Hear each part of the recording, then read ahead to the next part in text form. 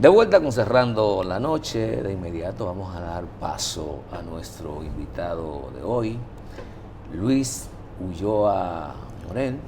Es pedagogo, en ocasiones la hace de profesor y maestro, también es un activista social y político de la República Dominicana, tiene su vena de escritor, ha puesto en circulación varias obras de interés vinculadas a la realidad nacional. Y con Luis, hoy, luego de darle las buenas noches, vamos a tratar de conversar sobre los desafíos que tiene la educación en la República Dominicana. Buenas noches, Luis. Bienvenido. Buenas noches, Junior y Giovanni. Gracias, bienvenido. Yo, si me dejaran, le pondría a este programa Abriendo la Noche. Porque abre muchas cosas. Pero bueno, me parece excelente nombre y un programa al cual yo me siento muy honrado de estar aquí. Pensé que yo no iba a llegar a tanto. No tanto así, Luis. No tanto así.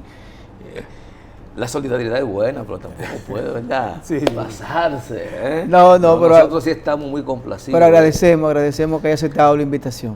De poder contar con tu presencia y que socialice un poco de los conocimientos que la vida, los estudios, la investigación te ha dado, no solo para compartirlo con Giovanni Almonte, conmigo, sino con nuestra audiencia, que siempre es fiel.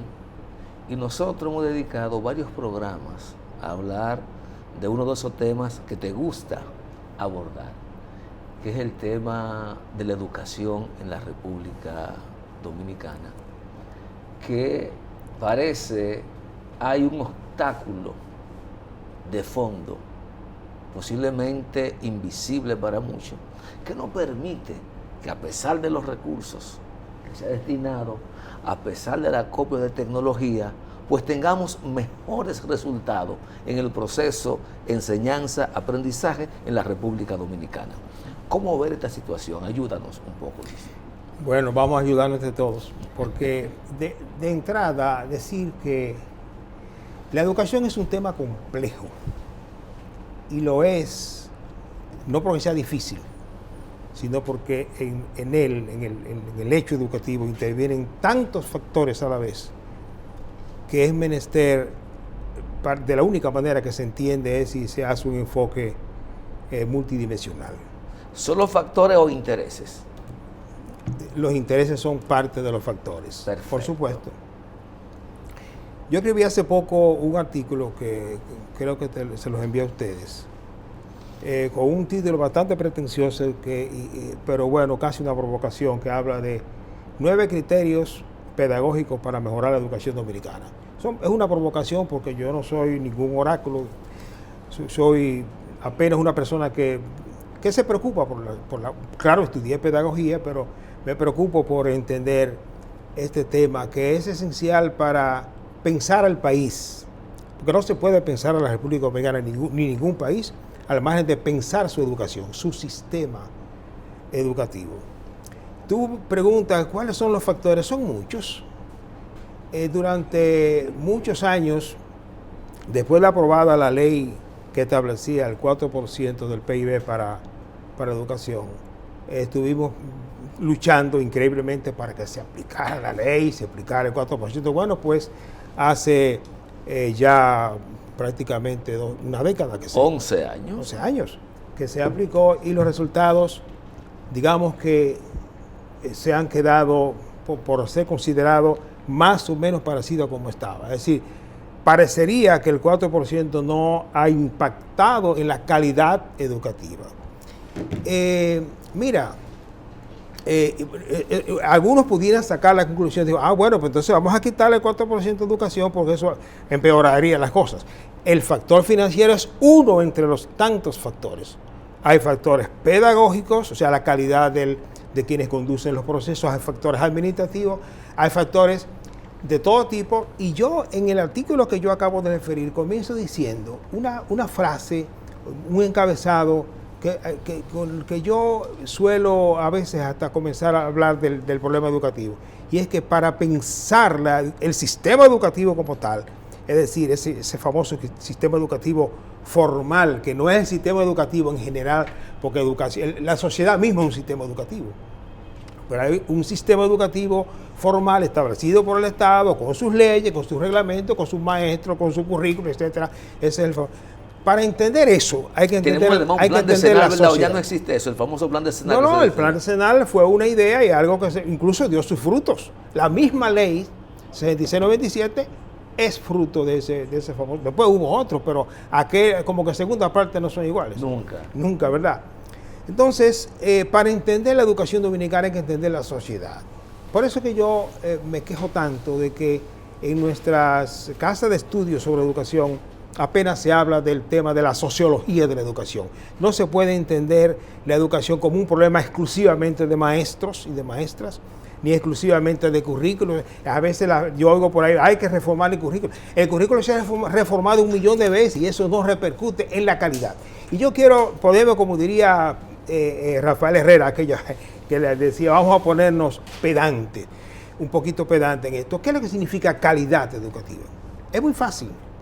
Calidad educativa significa, o la buena calidad educativa tiene que ver con qué es lo que el país necesita para su desarrollo y qué es lo que en general necesita cualquier país para su desarrollo.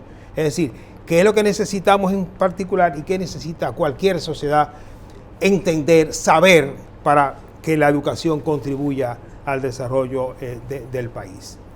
Entonces, aquí nos mandan unos bombazos cada año del laboratorio tal, de tal o cual institución, diciendo que las cosas no marchan bien. Y yo lo percibo. Fuera de cámara tú y yo hablábamos de si el problema es arriba o abajo. Es a todos los niveles. Pero insisto, el problema para entenderlo remite a entender la cultura dominicana, a entender la sociedad dominicana y a entender el problema de las relaciones de poder en la República Dominicana. El problema de educación es el problema de la sociedad dominicana. El problema, una de las manifestaciones graves de los problemas de la República Dominicana es su incapacidad para establecer un sistema educativo que funcione con calidad. Porque funciona. Ahí están los maestros cobrando, dando clases, muchos muy bien, mucha gente que hace un esfuerzo, otra parte lo que quiere es que estudien libre para irse para su casa, pero porque a esos niveles hemos llegado. Entonces concurre un conjunto de factores. Yo nombro 9 factores, no sé si me voy a acordar de todos, y ustedes me podrían ayudar si tú lo buscas por ahí. Bueno, por aquí tengo la copia. Bueno, sí. Una serie de recomendaciones en torno a eso. Y lo primero es abrir la escuela a la sociedad. Tú dirás, ¿cómo que abrir la escuela a la sociedad? Miren, la escuela no la pretendamos como un compartimento estanco en la sociedad. La escuela, queramos o no, es parte de la sociedad y en ella va lo bueno y lo malo. Estos muchachos que llegan a la escuela, llegan con una carga de problemas desde la casa, desde la calle, desde los medios de comunicación, que van allí a la escuela. Y si la escuela no tiene la fortaleza pedagógica y administrativa para hacer las cosas bien, ¿qué va a pasar? Que lo malo que viene de la sociedad se va a imponer en la escuela. Y cuando yo digo esto, me refiero a cosas tan elementales y tan comunes como la siguiente. A veces los profesores, sobre todo los que tenemos ya cierta edad, nos quejamos del dembow, nos quejamos de la música urbana en general. Y yo me pregunto, ¿y el muchacho, tú le vas a quitar, por más que tú quieras, tú le vas a quitar la música urbana a los muchachos que van a la escuela? No, pero vamos a discutir el tema. Vamos a hacer de eso un tema, vamos a racionalizarlo. Vamos, para que la gente, ese hecho cultural, porque esa música, o como se llame, lo es. Vamos a ver cómo la escuela es capaz de darle un sentido. Escúchame, Luis, son expresiones que se han dado en todas las generaciones, de los 40, los 30, los 50. Cada generación ha tenido su expresión. El rock and roll, el dembow, el rap, Todo ha tenido su expresión. Y la expresión que hay ahora mismo en la sociedad es esa. Y yo simplemente lo pongo como un ejemplo de tantas cosas. Qué interesante, porque me llega a la memoria el fenómeno de la 42. Yo creo que la 42, a partir de todas esas manifestaciones, también le está haciendo un llamado a la sociedad, diciendo de que ellos existen. Y el Estado tiene una gran oportunidad de racionalizar las expresiones que estamos viendo en la 42. Darle valor agregado a eso. Y la escuela tiene que jugar entonces un rol no solamente de racionalización, sino también un rol de crítica. Tiene que ser la escuela es un factor de conciencia social, es un instrumento para que la cultura cobre sentido y sea entendida. Tiene que jugar ese papel de corrección, de redireccionamiento de la cultura, entre otros factores. Si la escuela tradicional, yo no la estoy echando por la borda, aquella que enseña, que cumple con el deber de alfabetizar, de enseñar física, de enseñar matemáticas, de enseñar historia, de enseñar geografía, y lo que se enseña tradicionalmente, y ojalá que actualizado. Pero también, insisto, la escuela no puede ser esa isla que se cree por encima del bien y del mal y que cree que va a cambiar la sociedad. Déjeme decirle una cosa. Yo siempre pregunto, todavía doy clase, en maestría eso, les suelo preguntar a los estudiantes, ¿ustedes creen que la educación cambia la sociedad o es la sociedad la que cambia la educación? Y mucha gente tiende, entusiasta, a decir, la escuela, se supone que la educación está llamada a cambiar la sociedad. Pues miren, no. La educación, los sistemas educativos son por naturaleza conservadores, en el sentido de que conservan la cultura o tienden a hacerlo, y en el sentido también político e ideológico. Ningún Estado, ninguna clase gobernante y dominante va a instituir un sistema educativo para que le contradiga y para que haga, para que cuestione el sistema. Juega siempre su papel. Entonces, la educación siempre está llamada principalmente a conservar lo que hay. En ese sentido juega un papel conservador. Déjame terminar la idea, que yo creo que iba a preguntar. Lo que pasa es que, como dice Freire, la educación no cambia la sociedad, pero puede cambiar sujetos que van a cambiar la sociedad. Ese. Sujetos que... Y en la educación, por más conservadora que sea, hay una dinámica entera, una dialéctica, y de allí surgen cosas interesantísimas. Ese es el axioma. O sea que ese es el eje del asunto. No solo debemos ir a la escuela a aprender a leer, a escribir, para conseguir un buen trabajo, ya sea que lo hagamos técnicos o profesionales, porque usualmente para eso nos dicen que sirve la educación, sí, para usted ascender socialmente y superarse. Eso es así. Es únicamente eso. Eso es lo que se pretende, lo que pretenden los grupos gobernantes.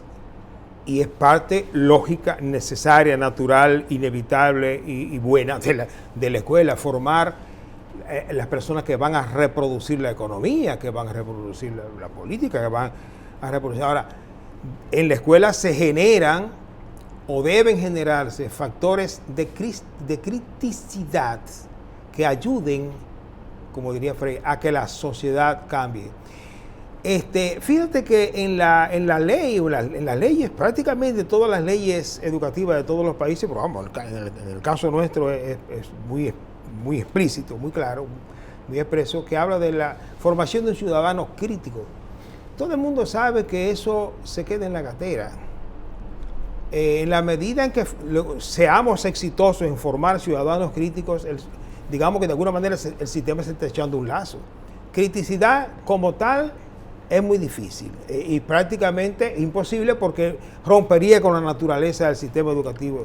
Ahora, es inevitable que se generen situaciones, porque de todas maneras el muchacho y la muchacha están ante hechos culturales y no hay manera de evitar que de alguna forma surjan esos cuestionamientos Entonces, un sistema educativo como el que yo quisiera, ¿verdad?, es el que ayuda, le da curso a esa criticidad, la organiza para que fructifique. Luis, la escuela, el sistema, el Estado, tiene una metodología y ha creado una ley y todo un esquema para alfabetizar a los niños, enseñarles que sean profesionales, que sean técnicos, que aprendan un oficio, pero hay un elemento esencial, que son los padres, el entorno. Tú hablaste de la cultura, el entorno es parte de la cultura, el barrio, la religiosidad, el tipo de familia. Fíjate que tú puedes estar en una escuela de evangélica o católica y te dan una serie de doctrinas, te enseñan, pero la familia que decide, a menos que el individuo cambie a raíz de esa formación, la familia que decide qué hacer. Entonces, ¿crees tú que independientemente de todo esto que tú has mencionado, Estado, sistema, escuela, qué papel juega la familia, qué papel juega el padre, la madre en esa formación de ese individuo, de ese profesional, de ese ser humano, de esa persona que, como tú dijiste ahorita, tendrá que jugar un papel protagónico, un sujeto de acción para cambiar la sociedad dominicana? Porque tal vez la educación no cambia, pero los sujetos cambiamos la sociedad. Mira, uno de los grandes problemas de quienes enfocan la cuestión educativa es pedirle demasiado a la escuela. ¿Tú sabes cuál es el significado real de la escuela? La escuela es, no es el mecanismo de educación único, y eso es evidente. La escuela existe por la sencilla razón de que la sociedad tiene que garantizar algunos aprendizajes que la sociedad por otros medios no garantiza, empezando por la alfabetización, pero llegando al técnico, al profesional, al médico, al ingeniero, etcétera, etcétera. Entonces, ¿qué pasa? Si en el hogar no se crean bases, no solamente éticas, sino cognitivas también, para que el estudiante vaya con una determinada formación previa, pero sobre todo con una actitud hacia lo que se enseña y se aprende en la escuela, entonces la escuela fracasaría. Modernamente, uno de los grandes pasos de la humanidad de los últimos 3, 4 siglos fue la enseñanza obligatoria. Es decir, la enseñanza financiada por el Estado, por lo menos parcialmente, por lo menos en lo fundamental, pero la enseñanza obligatoria. Eso trajo aparejado un problema. Es justamente eso de la obligatoriedad, que es positiva y sin embargo tiene en su semilla ya un problema. Y es que a nosotros, a los niños, cuando los niños se nos lleva un poco contra nuestra voluntad a la escuela. Normal, escúchame, Sí. Luis, es normal, el proceso es normal. Lo cual es normal, pero Es también normal. cuando niños lo Sí. llevaban a inyectarlo también. Sí, es normal que y tú- sin embargo es correcto. Es correcto que tú principio rehuyas. de obligatoriedad de la educación primaria. Sí, se correcto. manifiesta Sí, ahí. Sí, pero yo decía que eso trae aparejado en ciernes un problemita, y es que una buena parte de la población va porque es obligatorio ir. Y entonces, yo reivindico en este trabajo la necesidad de un sistema, y más que bueno, de una pedagogía que centre la cuestión en generar interés. Uno de los problemas de la escuela en su funcionalidad es que la gente suele estar allí, tanto el maestro como el estudiante, un poco, no solamente que lo llevaron por obligación, sino que se mantiene allí por obligación. Y lo peor no es que sea por obligación, sino que terminamos rechazando, creando una especie de fobia hacia la escuela. Hay una cierta fobia hacia la escuela, en el sentido de que, como dice, hay una canción de Joan Manuel preciosa que dice que uno es feliz como niño cuando sale de la escuela. ¿Qué quiere decir con eso? Que en general la escuela no es un lugar agradable. Bueno, yo... Y yo, escúchame, y yo reivindico justamente en uno de los puntos esa idea de que hay que procurar que la escuela se convierta en un lugar donde la gente quiera estar. Porque es interesante. Yo te contradigo, Luis, porque mi experiencia de niño, yo quería estar en la escuela porque me sentía bien, me agradaba estar en la escuela, con mi entorno, con mis amigos, con el lugar. Tú eres un fenómeno, Y Giovanni. entonces me gustaba. Y yo sé que a muchos niños les gustan. Con tu permiso, Luis, tenemos que irnos a una pausa para conseguir con esta interesante entrevista. Tú eres un fenómeno, Señores, te gustaba la escuela. conversamos con el señor Luis Ulloa Morel, pedagogo, escritor, un maestro carta cabal. Vamos a la pausa y continuamos con esta interesante entrevista.